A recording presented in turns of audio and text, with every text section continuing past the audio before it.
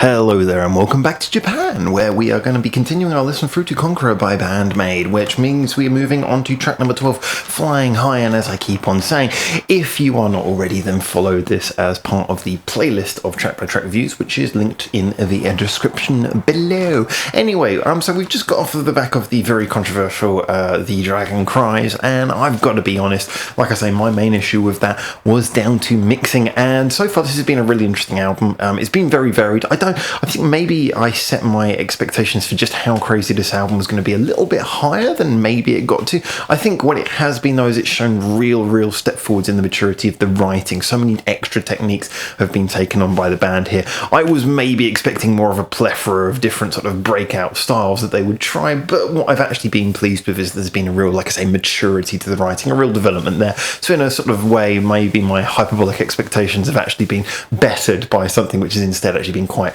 maturely written. Now, as I say, though, the problem has been this whole mixing thing, or even not even the mixing, probably just the mastering, that final process where they take the finished song and they just kind of tweak the overall sound and sometimes compress it, which makes it a bit lifeless. And that seems to unfortunately have happened on a few tracks here, not all of them. That's one of the weird things about this album. It feels quite unbalanced in terms of mastering. At points, it's very... Sorry, I'm getting ready to listen to this song, but I'm still talking. At points, it's very sort of lively. Well, quite lively, at least. And then at some points, like the last song, it just sounds dead and flattened under compression, even though the songs clearly have life. It's not coming across in the recording. So anyway, the next track is Flying High. After this, we've got Katarushis? I have to check my pronunciation of the translation. And in the last two songs, we've already talked about Blooming Arena because they were already singles that came out. So we know already that the album starts on quite a heavy flourish with finishes on quite a heavy flourish with the last two songs. So I'm interested to see what these next two songs deliver. And like I say, this is Flying High. So enough waffle. Let's listen to the song and then we can talk a little bit more afterwards and see where this takes us next. Please, less compression. Here we go. Good lively start, but it's just guitar.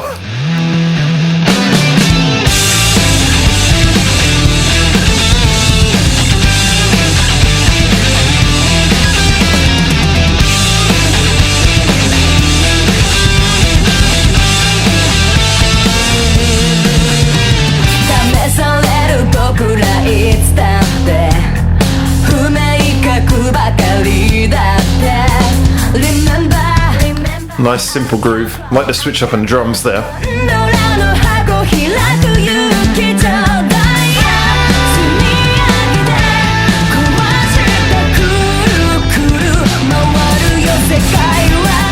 Great feels on both the bass and the drums. Let's see where this goes.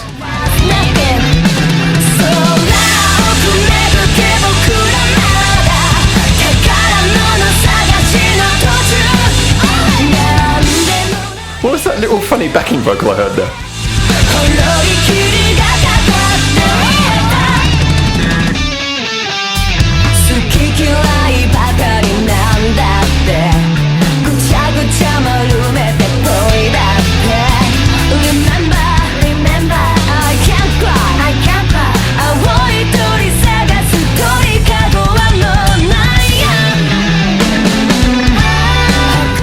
Again, brilliant feels coming from the bass as well. They're always very creative, always very different, but always very apt.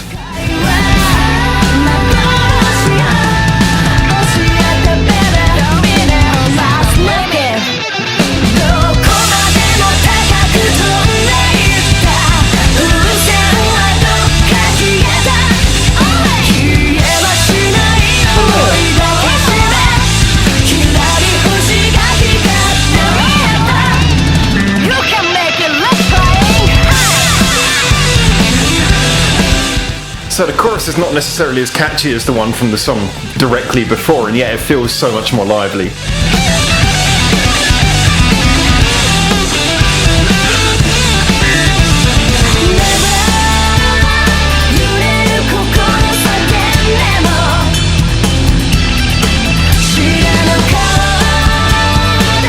Again, nice use of backing vocals. A lot of the backing vocals have been fantastic on this album so far.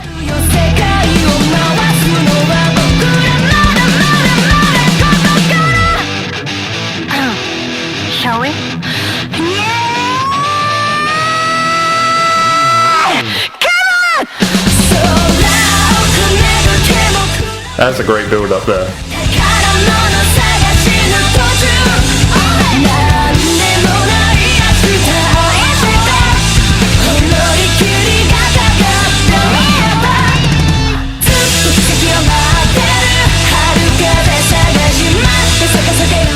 Oh, that's a fantastic shift up in the vocal rhythm.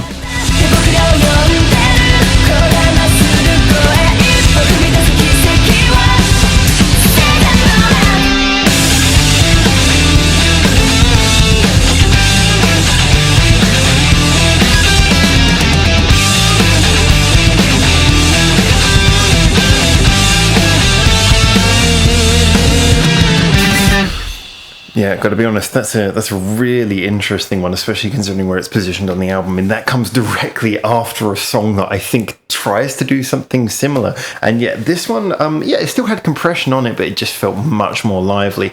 I suspect that might be partly because there was less guitars and less sounds maybe happening at the same time. Partly helped it sound less compressed.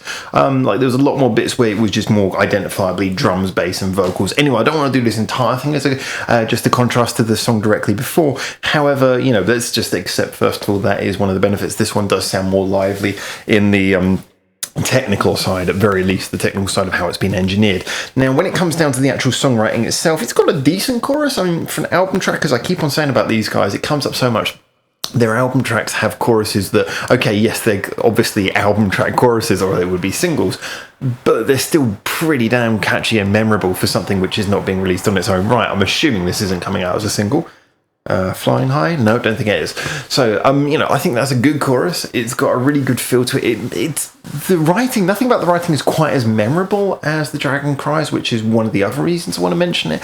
And yeah, it feels much more simple. It hasn't got that amazingly over-the-top bridge that Dragon Cries has. It doesn't have quite as catchy a chorus, doesn't have quite as notable a riff, and yet this one just feels much more lively.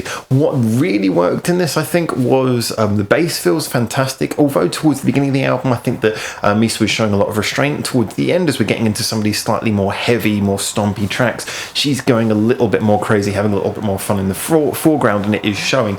So there was fantastic bass work there. Really love that.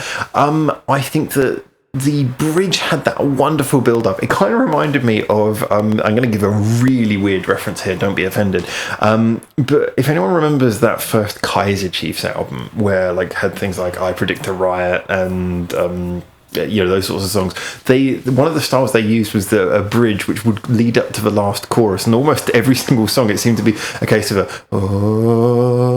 sort of vocal build thing where it would just build and build and build and build up to the final chorus, and I really liked that. I thought that was one of my favourite things. I mean, I wasn't a huge fan of them really as a band, but that was one of my favourite techniques they used. I liked the simplicity of the way that they built up to the last choruses, and yet it just worked. A very simple little technique. And I felt there was a bit of that in this, just the whole way that everything built up, the vocal built up, and then you had the dropout, and then in it comes. It was just throwing all of the crazy tropes for building up sound, all throwing them in there at once, and then you basically, as in EDM, you'd have a drop. Here you just get the crescendo of the chorus, which is the final chorus, which is a fantastic drop in of itself. So there was a really good feeling that this song still had a lot of really sort of clever ideas in it. One thing I'm going to say, and this is probably the first time I've ever said it, but I'm going to do it because we're always fair on this thing. We don't just kiss ass. Now we all know that maybe I no bias, have a bit of favour for the drummer Akane. I think that she really is just an exemplary drummer. I think she's fantastic. I'm going to put something out here. I think on this song she overdid it. I do. At some points the fills were brilliant, but there were a couple of fills that felt a bit too forced. Now, just so you know, a fill, in case you're not familiar with what that is, in a normal drum beat, the basically what you have is you have the groove, which would be boom, boom, for a simple example. Obviously it's something more interesting than that. And she does some great little grooves where she does things where you don't expect them to be. And a fill would be something like a little drum roll, or the bit where you roll around the drums, or you do something a little bit stoppy-starty, just to sort of break up the beat, just to accent a point. And it will be something which will just last like a second or two, and it's just there to maybe it'll be a drum roll to run you into a chorus, or maybe it'll just be a little skip to just break up the middle of a verse and stop it just being metronomic. those fills are really important, and she does usually do perfect fills. There were a couple of fills on here which felt a little bit overly self-indulgent. I'm specifically thinking of some of the ones where she was skipping, just for anyone who might understand the way drums work, ones where she was skipping between the kick sound, which is the one you use with your foot, and the hat sound, which is the sort of sound. So she did a couple where she was bouncing between those, and they sounded a little bit forced, like they didn't really belong where they were. It felt a little bit like when someone is enjoying themselves a lot but maybe slightly losing sight of the song. Now, the reason I say that's a little bit weird is because actually what made this song so strong was actually mostly her fills. So ironically, they were both one of the best and one of the most awkward things in the song, in that some of the fills were brilliant, and some of them, like I say, I was just like, oh, okay, you're overdoing it now, because it was kind of detracting a little bit from the melody at points. So I gotta say that, as it's almost become a joke on here that I, no bias, constantly am sort of putting favour on what she does. So I'm fairness where fairness is due, I'm going to point it out. I think this is probably the least apt beat I've heard her do for a song, because it is 95% perfect, and there's just those couple of little fills which make it feel really awkward for me. And it was especially in the second verse. In the second verse, it started to feel a little bit like, okay, this is... yeah, no, I don't think that works. So yeah, I've got to... There you go, honesty. Anyone who says that we're not honest, there you go. There's the honesty. We do call it as we see it, and I try to be as honest as I can. That's my honest feeling on it. I think everyone else pretty much nailed it. I have to give it a big credit as well, actually, to... oh, by the way, and just to further that, no bias. So just to further that as well was the fact that Miku was doing a lot of... She's actually... I've noticed this more and more of this album. I've noticed a few of the really good backing vocals that she's done. In this song, it really stood out as well. The backing vocals were great in this. I love the little chirps, the fact that it was very human. And that's one of the things which is really good as well, and a good producer will know to leave in, is when a band just kind of has a bit of a human thing. Not everything is sung exactly perfectly. There'll be like little bits where they'll just make like a little backing noise, or they'll just kind of hype a certain note, and you leave it in because it adds life to the song. There was real life to the backing vocals, which I loved here. It made this sound very, very fun. And the whole song did sound like they were enjoying themselves a lot.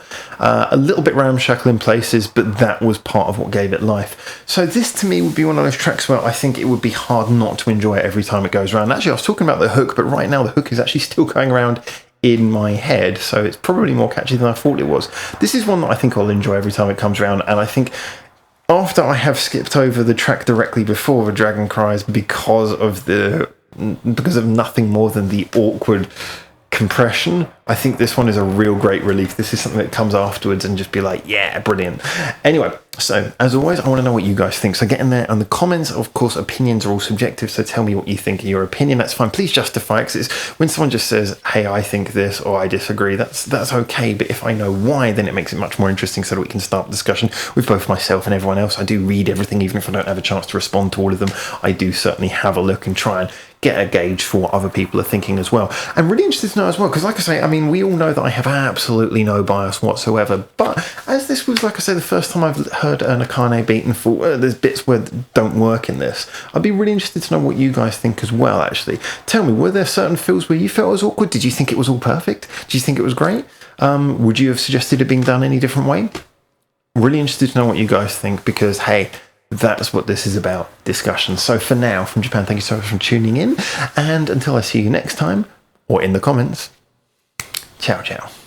Thanks for watching. Feel free to check out more of our hundreds of videos we got online on this channel right now, or get involved in the discussion with us at the many social media links we've got in the description below, where you can suggest new videos and artists for us to check out on the channel.